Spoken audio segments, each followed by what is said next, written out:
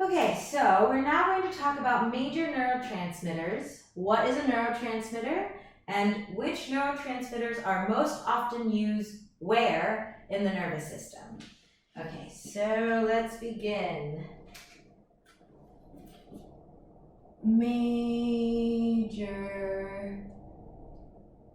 neurotransmitters. Okay.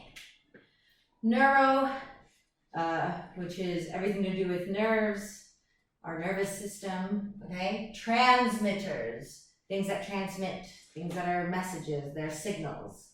Okay, so what is a neurotransmitter? Let's define that. Neurotransmitter. Singular. Makes the definition easier. Okay. Red. Neurotransmitter. What is a neurotransmitter? It is a chemical created and released by a nervous system cell. Chemical created and released by a nervous system cell. Okay? It acts as a chemical messenger between the nervous system cell and another nervous, muscle, or gland cell, which gives you a hint as to how many different kinds of cells a nervous system cell can communicate with. So, acts as a chemical messenger between a nervous system cell and either a nervous, muscle, or gland cell.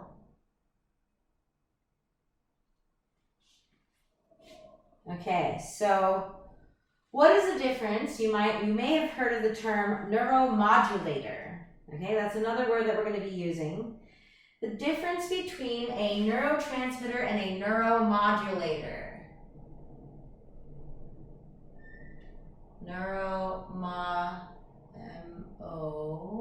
Modulator versus a neurotransmitter. We're going to be writing neurotransmitter a lot, so I'm going to abbreviate to NT. So a neuromodulator versus a neurotransmitter. Well, historically, we defined a neurotransmitter as something that was released at the synapse, okay? Specifically where those two cells come close together. Those are for very specific and very quick signaling between cells. Okay, so let's do it this way. A neurotransmitter, in this context, when compared to a neuromodulator, this one is released at the synapse, okay? And it is for very specific and quick signaling.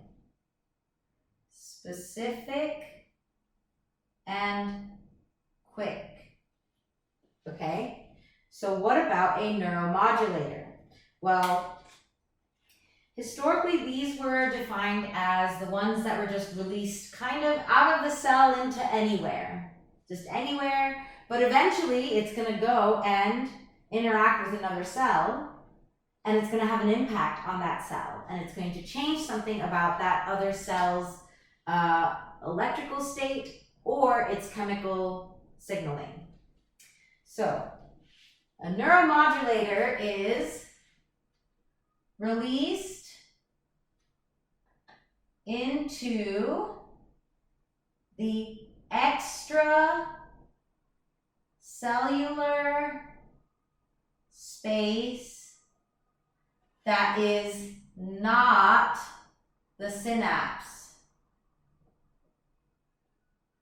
Okay, basically anywhere that isn't a synapse, if it's released there, we called it a neuromodulator. We did have good reason to put it into a different category because these ones were very non-specific. They just kind of, you know, they just let it all out and see who would react to it, okay? And they're pretty slow, but often they are stronger, or the signal will last a lot longer, okay? It doesn't get cleaned up immediately by the astrocytes in the synapse. Synapses are quick and fast, so everything gets cleaned up very quickly, okay? So this one is non-specific plus slow, but also it is stronger and or lasts longer. The signal will be stronger and or last longer. So now we have realized that there are a lot of chemicals that are created and released by a nervous system cell that act both as a neurotransmitter. They're released at the synapse, and they're released elsewhere too, it turns out. So a lot of these chemicals that we're going to talk about today are both neurotransmitters and neuromodulators. The only difference is, initially when we were discovering these chemicals and identifying them, we decided to make a division. Ones that are released in the synapse and ones that are not. And this is the consequence. It's not right or wrong, but that's why we have two words for something that actually, they're kind of all the same thing sometimes, okay? So, now we're going to draw a nice diagram that I completely stole from Gilles, who is our designer.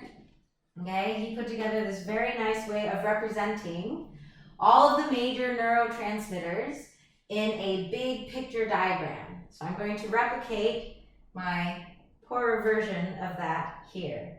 So let's use, we'll just use black. Okay, black and red, it's a classic. All right, so we're going to start by looking at the central nervous system. Okay, here's my brain. Okay, here's my cerebellum. Okay, and here's my spine. So this is the central nervous system. And the two major neurotransmitters that it uses, that like 90% of the synapses, okay? That one is glutamate. So that is an excitatory neurotransmitter. Glutamate, okay? So this means that, remember when we were talking about the potentials, and we were talking about how the inside of the cell is usually at like minus 40 to minus 90. In nervous system cells, it's usually like minus 70, some go as low as like 50, okay? And then if the inside gets more positive, because more positive ions are coming in, okay, then it may reach a threshold and it may trigger an action potential, okay? However, it could also, something could bring in more negative charge and it could make it less likely, it would, what would that be? Yeah, less likely to fire off an action potential, okay? So the one that makes it more likely is glutamate, and the one that makes it less likely, so we'll call it inhibitory, is a chemical called GABA. So don't worry, we're going to define all of these. All right, so we have our central nervous system and the two neurotransmitters that it uses the most. So next, let's travel, down our spine all the way to our gut. So in the enteric nervous system, so now it's going to be a stomach and okay. So this is our enteric.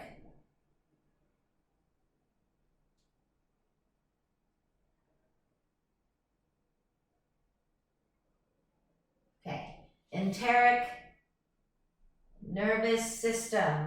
So what does your gut brain use the most? It uses 3 neurotransmitters. You may have heard of them. All right, it uses serotonin. We talked about this in the class discussion the other day. It uses dopamine, which is a bit of a famous neurotransmitter, so you've probably heard about it. And then it also uses this is always a tough one to spell, acetylcholine. Okay, so we're going to define all of these. And then, now we're going to move away. Well, actually, we're going to stay in here. Okay, we'll briefly move away, and then we'll come back. That's fine. So we're going to move away into our limbs, all right? So this is called the somatic peripheral nervous system, okay?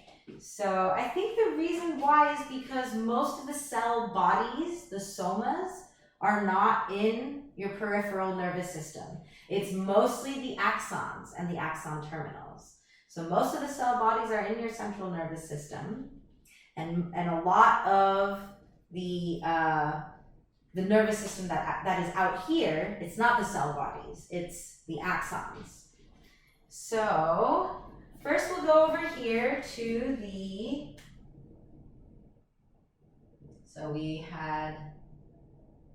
we're building like a compass basically. All right, so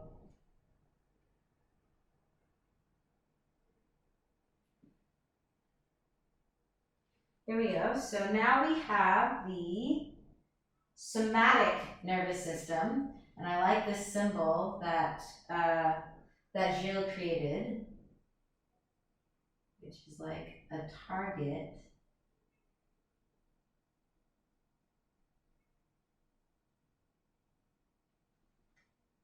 Okay, so it's the peripheral nervous system, the somatic branch of it. And I like this because most of the work of this part of your nervous system is connecting to your muscles and activating your muscles so that I can do this. I can make gestures at you, so that I can draw, so that you can run, so that you can play basketball or football, okay? Play your video games. So really the main neurotransmitter that it uses is the same as this one, acetylcholine. Acetylcholine. Okay? Then on the other side, we're going to come back to our center. And have you ever felt like your heart is racing, or your chest feels tight, or your stomach doesn't feel so good? You know, all these feelings, or maybe like your lower back, like something deep inside kind of feels weird. All the feeling that you get from your internal organs, that is thanks to the autonomic part of your peripheral nervous system. Okay, so once again, the symbol from Gilles I like.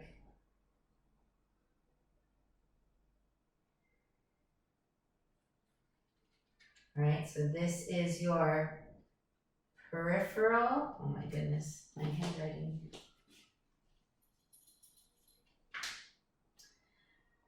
The peripheral nervous system, somatic. And this one actually uses quite a few different neurotransmitters, but we've heard of half of them. Okay, so it uses dopamine, like the enteric system. It uses acetylcholine, like the enteric and the somatic peripheral nervous system. And it also uses epinephrine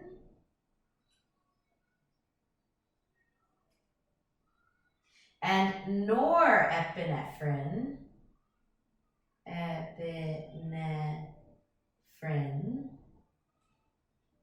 These are also known by, let me make sure I get it right.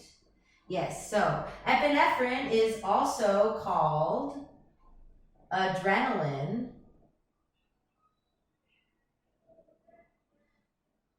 and norepinephrine is called noradrenaline.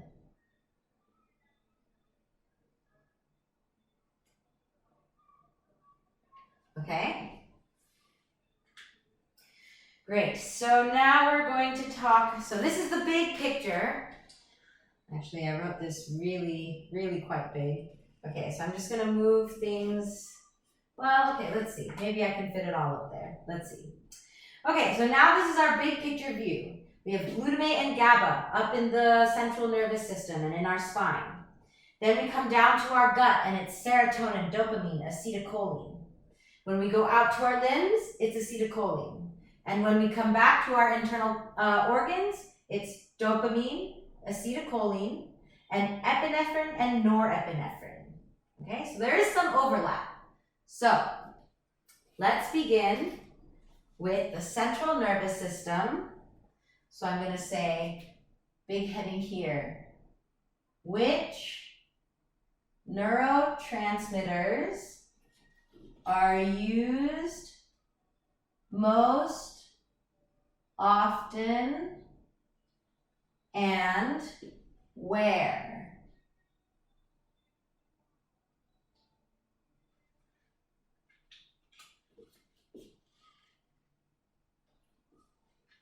Okay, so let us begin with the central nervous system. And we said in the central nervous system, our two are glutamate, which is excitatory, and GABA. So let's do this. Excitatory and GABA inhibitory.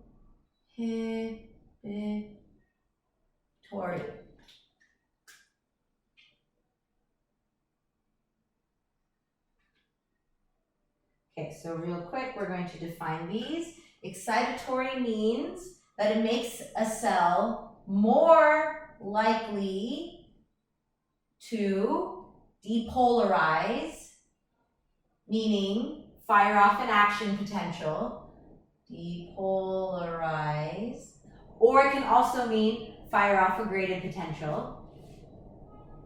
Okay, and inhibitory means less likely to depolarize. Less likely to depolarize. And funny enough, when we're talking about graded potentials, even an inhibitory potential counts as a graded potential. So both of these will can fire off graded potentials. Only the excitatory can fire off an action potential, okay? That's the main difference here. So both of these, glutamate and GABA, they are both amino acids. Okay, let's do it this way.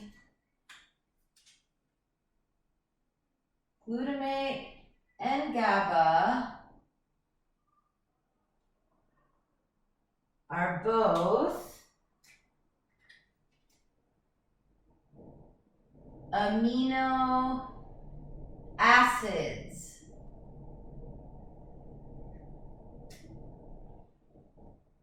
Okay, so what is an amino acid?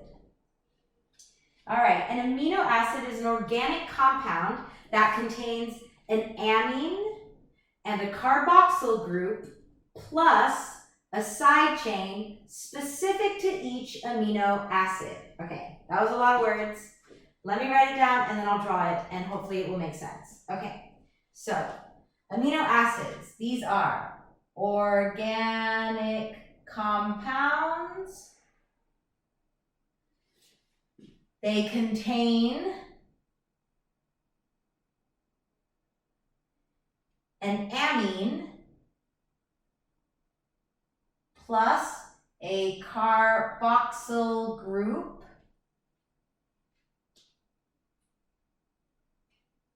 okay, plus a side chain, and this side chain is what identifies each amino acid, okay? Side chain, which is specific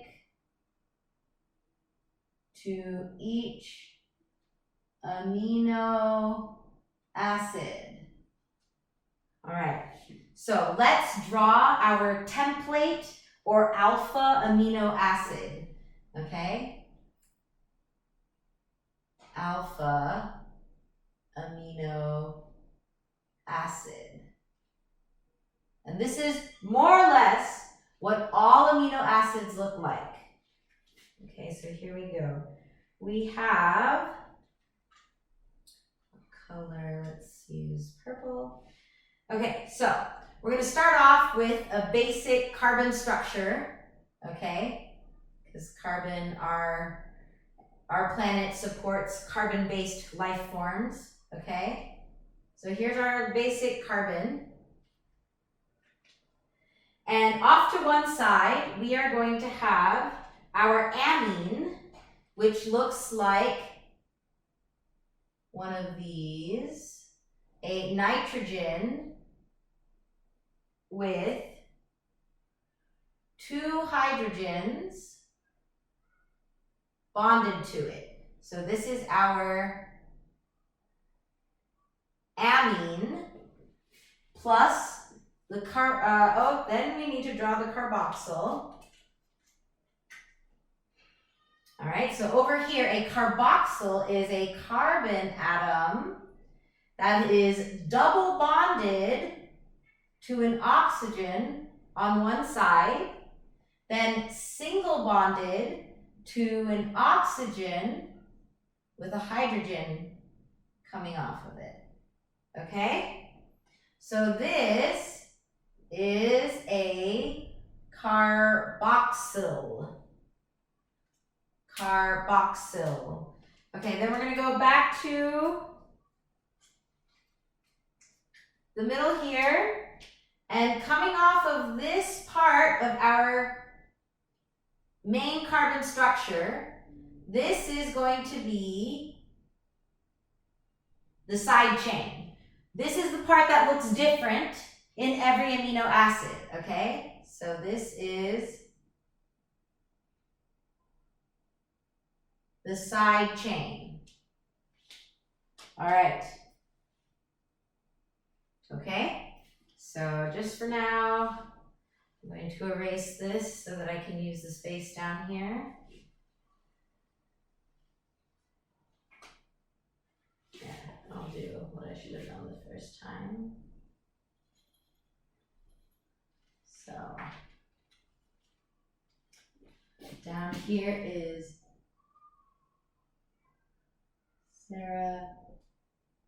serotonin, dopamine, and acetylcholine. Okay, over here was dopamine, acetylcholine, and epinephrine and norepinephrine.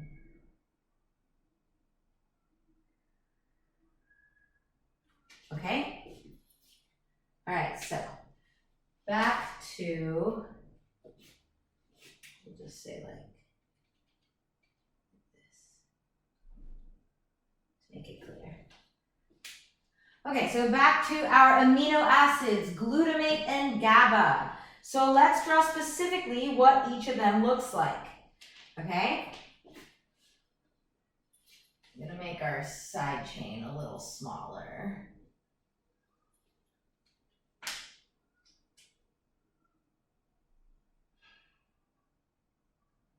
Side chain. Okay. All right, so glutamate.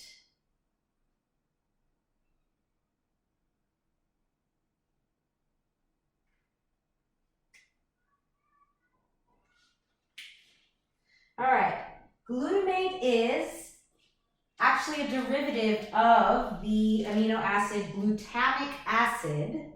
Okay, it is a negatively charged ion, which is sometimes called an anion.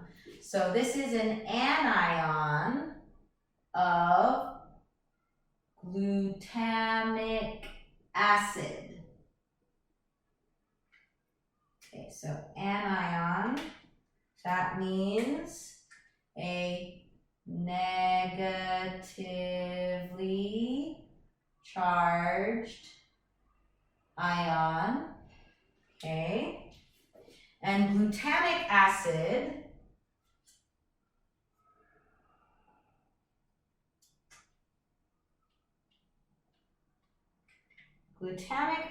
looks like this. Okay.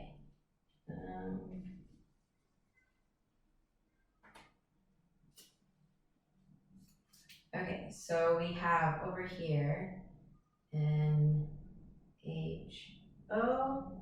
then we have a carbon,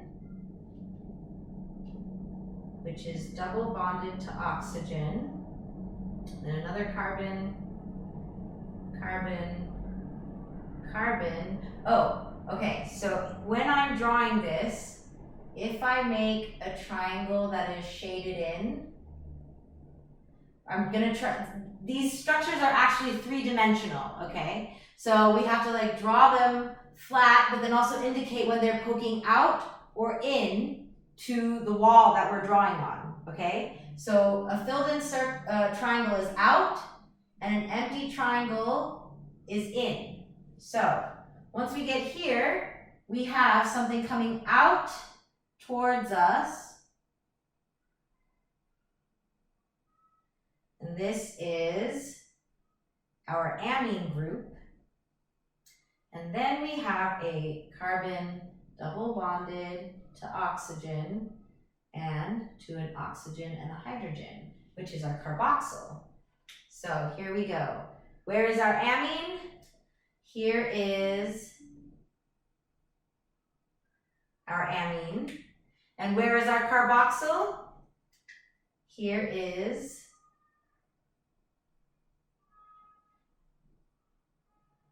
our carboxyl. And so that makes this our side chain, okay? All right, so the structure of glutamate looks slightly different because remember, this is glutamic acid, okay? So we're gonna do it like that, that's glutamic acid. But glutamate looks a little bit different. And it looks like this. Okay, so we have an oxygen that has an extra electron attached to it, okay? Then a carbon double bonded to oxygen, and then another carbon structure. Okay, then we have going into the wall, we have a hydrogen bond, okay? And then we have going straight down, flat on the plane, we have NH, so nitrogen with 3 hydrogens, and this is missing an electron, so it's more positively charged.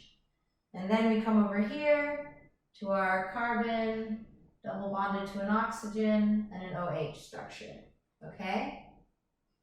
So, sorry. Right? So, where is our amine? Our amine is this nitrogen with hydrogens. And where is our carboxyl? Right here, didn't go anywhere. Okay, so this is the new side chain that identifies this as a glutamate. Okay, so glutamate is the most common neurotransmitter in humans, or in the human central nervous system, because it's excitatory at over 90% of the synapses in the human brain. Okay, so glutamate is the most common neurotransmitter in the human central nervous system. It is excitatory at greater than 90% of the synapses in human brain.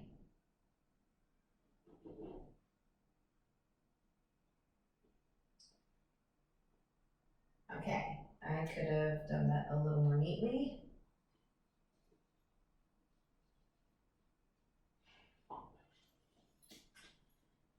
In human brain. Okay, couple more facts. This neurotransmitter, glutamate, this amino acid in particular, is very important for synaptic plasticity. Very important for synaptic plasticity.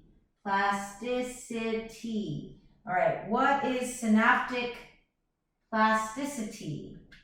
Okay, this is the ability of synapses to strengthen or weaken. And what I mean by that is the receptor proteins on the membranes, the proteins in the membranes of both the presynaptic cell and the postsynaptic cell, they're constantly changing.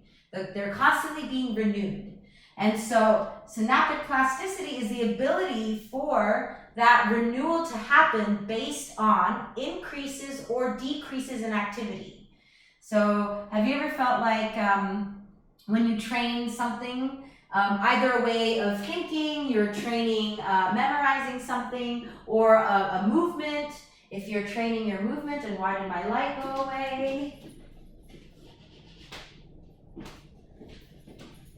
Thank you, light, for coming back. So activity in the broadest sense. So me practicing my capoeira and it getting easier and easier, that is something we believe is connected to synaptic plasticity, okay? The ability of synapses to strengthen or weaken, and basically this means the proteins in the membranes are changing, okay, over time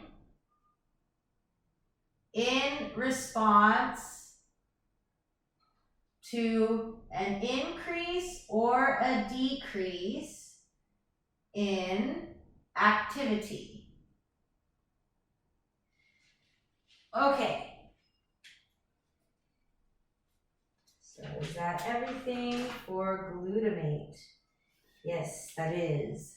All right, so we've talked about glutamate now. I'll give you a moment to be able to pause the video, make sure you've gotten everything. Don't worry, I'm only going to erase down here where we talked about glutamate, because next we're going to talk about GABA, okay? Actually, in order to make GABA, you first have to make glutamate, because glutamate is a necessary ingredient in making GABA, okay? So we're going to now erase glutamate. But we're going to keep our alpha amino acid just so we can see, to make it easier to identify the parts of the chemical structure of GABA. And I guess the first thing that we need to talk about is, what does GABA stand for? Okay. So, GABA.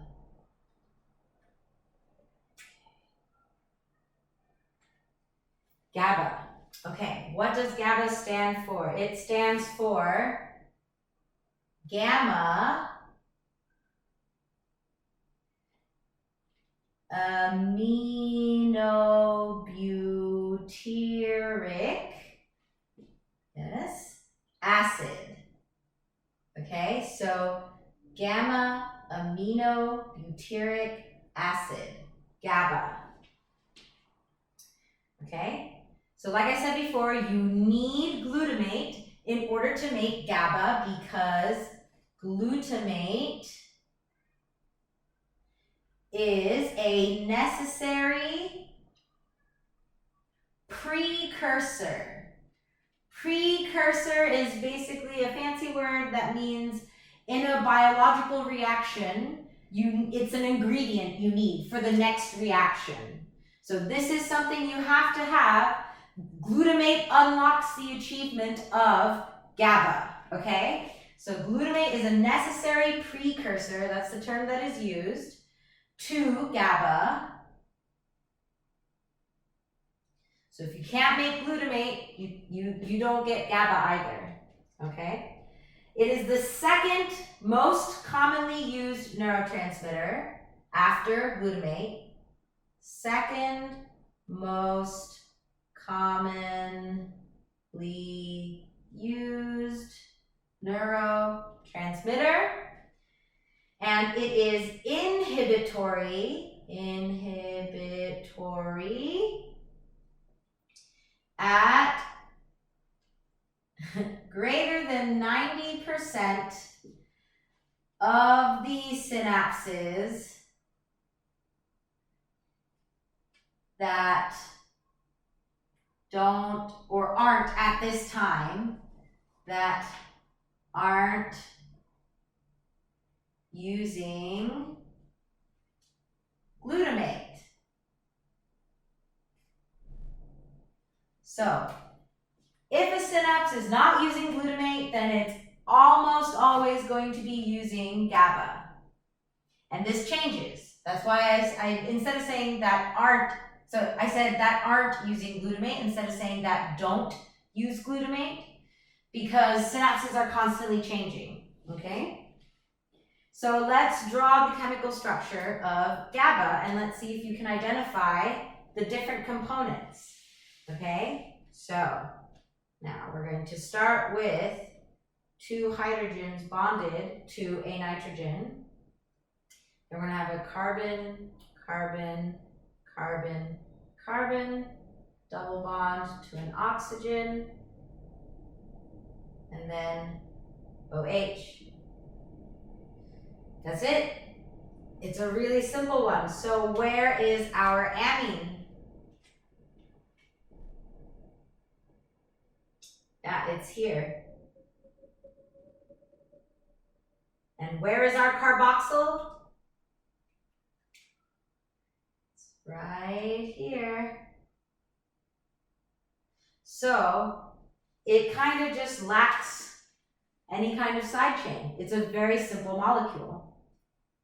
Okay, so other amino acids that are used as neurotransmitters in the central nervous system, actually in the entire nervous system, aspartate, glycine, and D-serine.